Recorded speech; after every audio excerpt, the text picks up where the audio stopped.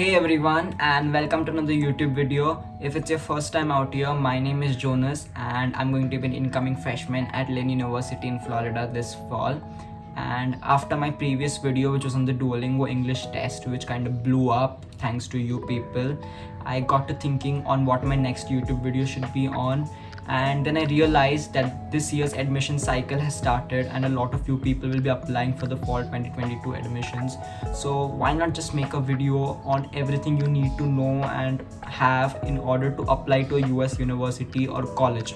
So whether you are a newbie to this process, which is very daunting, or you're well ahead of the pack and you know everything about what is going to happen in the entire admissions process, this video still has something on offer for each and every student who is applying to the US for the undergrad. So without any further ado, let's just dive down right into it. Okay, so before we get started, there are a few common things that you should know about the US admissions process or the US education system in general. Number one, there are two semesters in the US, the fall semester and the spring semester. Now the fall semester is the one which starts in August and ends in December, and this is the one which is most popular among the students, and a lot of them start their academic years during the fall semester.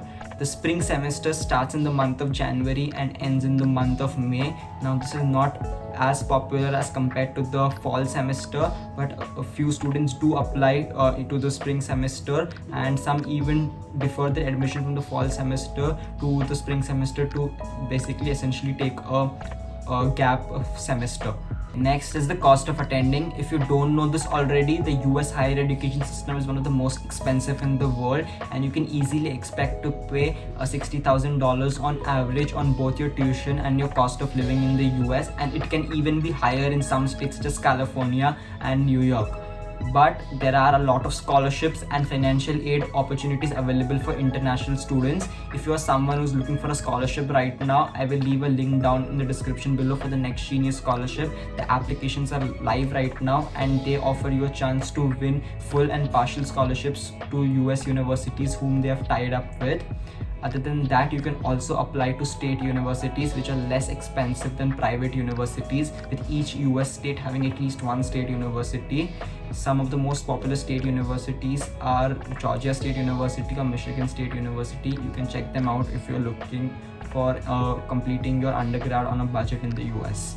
Okay, so the third important thing to know about is that the entire application process is going to be holistic. Now what this means is that they are going to judge you for the person who you are, and they're not going to give weightage to a certain section of your profile such as your academics. All sections of your profile, be it academics, co-curricular activities, test scores, all are going to be judged equally, and also other aspects like your essays and your letter of recommendations are going to be given equal importance and weightage. About this I will talk in the later sections. Now moving on, next is about the undecided major. Now this is a very good thing that the US education system has, which is that you do not need to declare a major or a subject in which you will be specializing. You can go over there and you can take classes in the subjects that you're interested in, and after that you can declare the subject that you will be majoring in. Okay, so those were the basic things that you needed to know about. And now moving on to the application process. The first question that often arises is that how do you apply to universities in the US? And there are a couple of ways to do that. The first and the most popular way is through the Common App. Now if you have a university or college in mind, there is a 99% chance that you can do it through the Common App. However, there are a few exception universities that do not accept applications through the Common App. Some of those popular ones being MIT, UCLA, UC Berkeley, University of Illinois Urbana-Champaign, or even the University of Texas at Austin. These are the ones that do not accept the applications to the Common App, and there are many more, but they are not such well-known universities.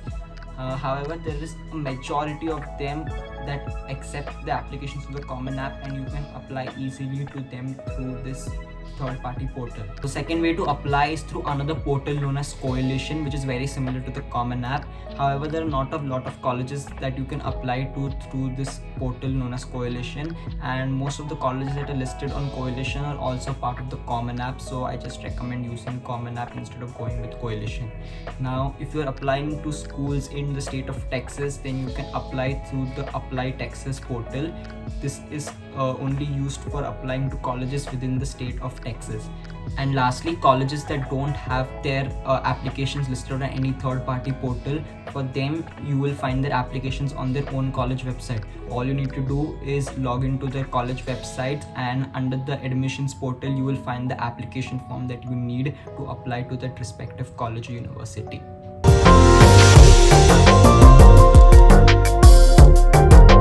Now let's talk about things that you will need in order to make your application. And just so you know, all these things I'll be mentioning are referenced from the Common App application that I made and submitted to Lynn University last year. So first come the personal details such as your name, surname, race, gender, the languages that you speak, and there are a whole lot of personal details that you need to fill out. So just be patient and fill them out correctly, because you can't afford to fill them out wrong. Also make sure that you put in a right email address or even your residence address and phone number, because that is the way they are going to communicate with you.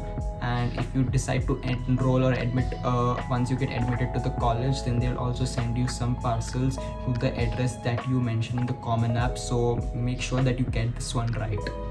Next, you will have to fill in parent details like name, gender, date of birth and other basic stuff. You will also have to fill in their educational qualification, employment status and other basic information they might ask. Some of it is optional, so you might opt out and not fill it off, but just be careful and fill in the important ones correctly.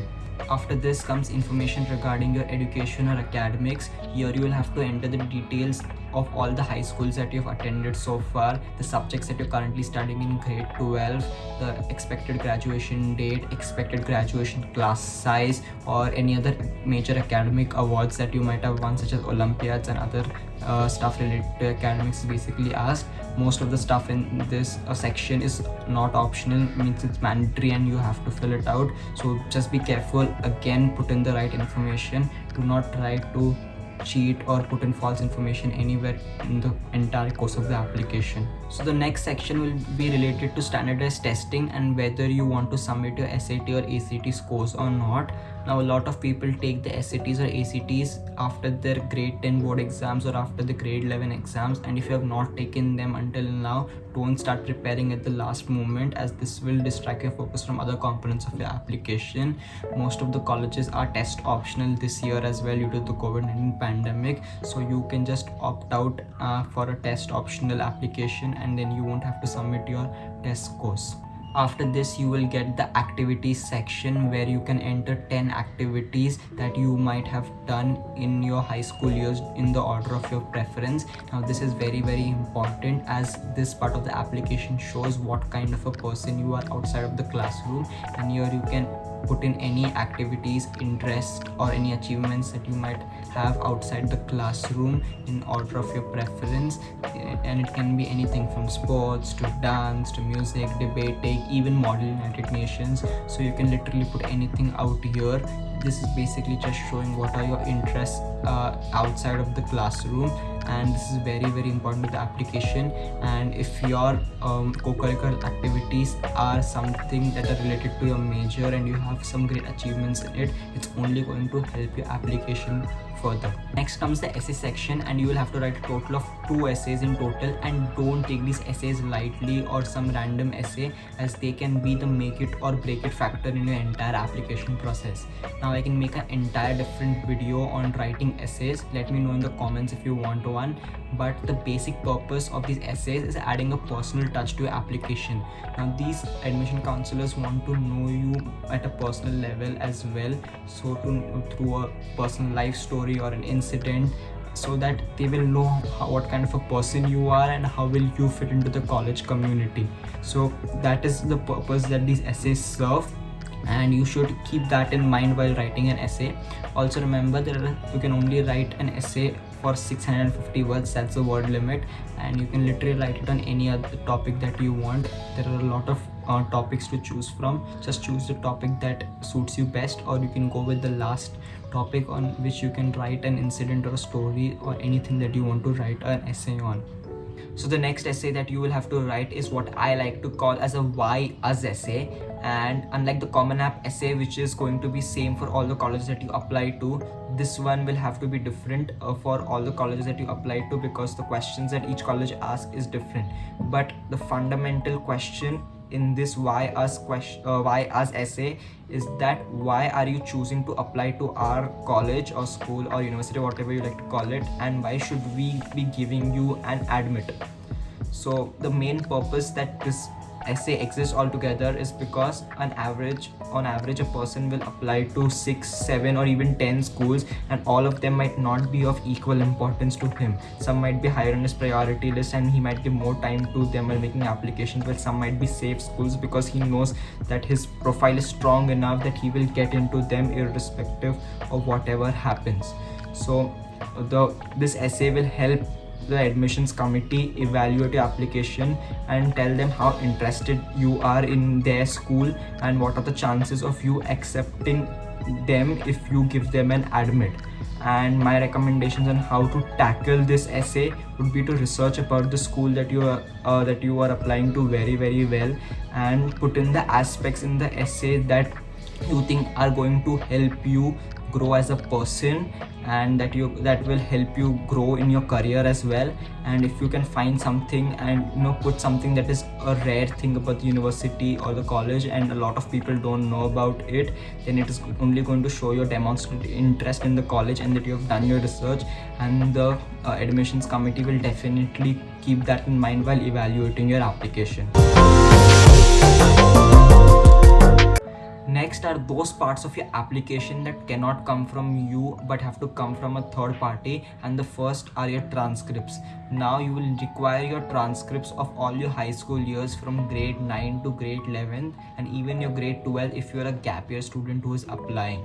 Now one major thing to know is that there is a difference between transcripts and mark sheets, and that is something that I personally didn't know. So mark sheets are basically all the scores from a particular exam of all the subjects that you might have given, while transcript is an academic record of all the exams and the scores of all those exams in a particular academic year. Now this might sound tricky at first, but your high schools can help you get you a transcript, because transcript is basically a culmination of all the mark sheets of a particular academic year, and it is pretty easy. So you should just get in touch with your high school counselor and he will give you the steps on how you can get a transcript from your high school. Another thing that you need to know is that none of these transcripts can come from you. They have to be uploaded by your high school counselor on your behalf, and this can be done by an option in the Common App where you will be given a place to enter the email ID of your high school counselor, and then he will get an email on how to upload your transcripts to the Common App. Also similar to this, you will have to upload letter of recommendations. Most colleges ask for 2, one from a high school counselor and one from another high school teacher, but some might even ask for 3 or 4, so just don't take my word for it. Go check out your college requirements and what all do you need.